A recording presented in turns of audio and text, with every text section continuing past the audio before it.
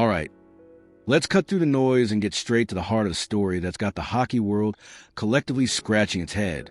We're talking about a team brimming with offensive firepower, a roster stacked with high-end talent, and a fan base that yearns for consistent success. Yet, despite all the ingredients of greatness, they seem to be stuck in a frustrating, almost cyclical pattern of self-sabotage.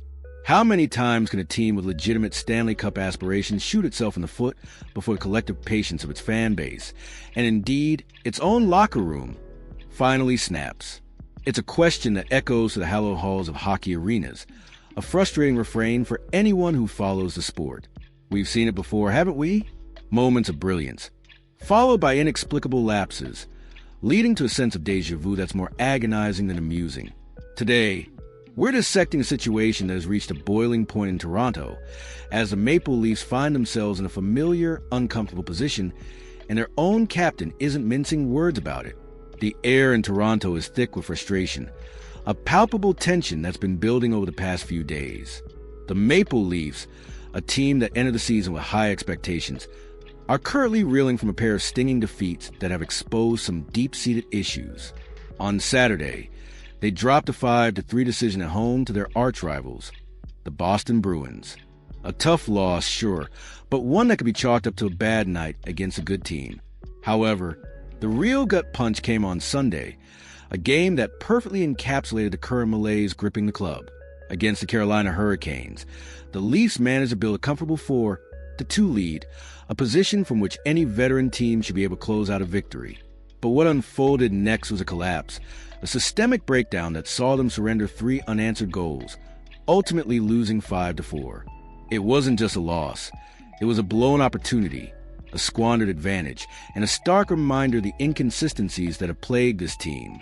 And in the immediate aftermath of that disheartening defeat, the usually composed and measured voice of veteran forward John Tavares cut through the post-game platitudes with a single, searing word that resonated deeply.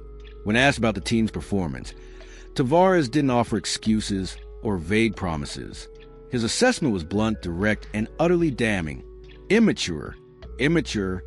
It's a word that carries significant weight, especially when uttered by a player John Tavares' stature, a captain, a seasoned veteran, and a respected leader in the league. He wasn't just expressing frustration. He was diagnosing a fundamental flaw. Tavares elaborated, explaining that despite having a lot of very good hockey players and a very veteran team, they lacked the decision to do it shift after shift. He painted a picture of a team that gains momentum, builds traction, only to shoot ourselves in the foot again. It's a cycle of self-inflicted wounds, a pattern of unforced errors that is simply unacceptable for a team with their talent and experience. And Tavares isn't alone in his exasperation. Captain Auston Matthews, the team's offensive superstar, echoed similar sentiments, albeit with slightly different vocabulary. His frustration was evident as he lamented the same stuff, just details and execution. Matthews highlighted the repetitive nature of their mistakes, acknowledging that they were fortunate to have a lead after 2 periods against Carolina, but ultimately couldn't seem to get right the fundamental aspects of their game. When your 2 most prominent leaders are publicly expressing such profound disappointment in the team's basic execution and mental fortitude, you know there's a serious problem brewing beneath the surface. Currently, the Maple Leafs sit at a disappointing 8-7-1 record, placing them outside of a playoff spot. It's a slow start, to say the least, and one that has the entire organization searching for answers. The talent is undeniable, but the results are simply not matching potential. When a player Tavares' caliber drops such a strong word, the spotlight immediately shifts to the coaching staff.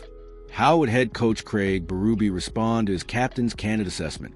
Berube, known for his no-nonsense approach and emphasis on accountability, didn't shy away from the truth. In fact, he largely agreed with Tavares' diagnosis, confirming that he too felt the team was exhibiting some immaturity in their recent performances. Berube didn't stop there. He delved into the specifics, painting a grim picture of the team's defensive shortcomings. He highlighted not a willingness to make the easy play, leading to turnover after turnover that ultimately cost him the game. His critique was scathing. "We didn't check anybody tonight. We didn't win any battles tonight. 2 games in a row. This isn't just about individual mistakes. It's about a collective failure to engage, to compete, and to adhere to the fundamental principles of defensive hockey. For Berube, the root of the problem isn't a lack of skill, but a mindset. He believes the team is simply not prioritizing the defensive side of the puck. If you want to be a good defensive team, you have to check. You have to have good sticks. You have to be hard and win battles. You've got to have good structure, Berube asserted. His message is clear. You can't cheat for offense. This team, despite its offensive prowess, is failing to grasp the essential truth that sustained success in the NHL is built on a foundation of strong, disciplined defense. It's a mentality shift that Berube is desperately trying to instill, but one that clearly hasn't taken hold yet. So, with the team struggling, the leaders frustrated, and the coach delivering a stern message, what's next for the Toronto Maple Leafs? Berube ever them back on track. He's not backing down, promising to keep banging away at it. This isn't just about drills and tactics. It's about culture. Berube confirmed that the team will be reviewing video, engaging in discussions with players in the team to address these critical issues. The numbers tell a clear story. We are scoring enough goals every game to win games, but we are letting in too many. This stark imbalance is the crux of their problem. The coach's most revealing comment, however, was his assertion that we don't value the defensive side of the puck enough. This isn't a tactical oversight. It's a philosophical one. It speaks to a fundamental disconnect in how the team approaches a game, a lack of appreciation for the gritty, often unglamorous work required to win consistently. The Maple Leafs are currently 5-5-0 in their last 10 games, a perfectly mediocre record that belies their talent. While they're still only 1 point back of a playoff spot, the slow start and the manner of their recent losses are deeply concerning. Their next test comes on Tuesday, a crucial road game against the very same Boston Bruins who just handed them a defeat. It's an opportunity for redemption, a chance to show that Berube's message and Tavares' call-out have truly resonated. This isn't just another game. It's a litmus test for a team grappling with its identity and its commitment to winning. What a fascinating and, frankly, frustrating situation unfolding in Toronto. It's a stark reminder that talent alone isn't enough in the NHL. Discipline, maturity, and a collective commitment to every facet of the game are paramount. Do you think John Tavares' immature comment will be the wake-up call the Maple Leafs desperately need? Or is this a deeper, more ingrained issue that will continue to plague them? Let us know your thoughts in the comments below.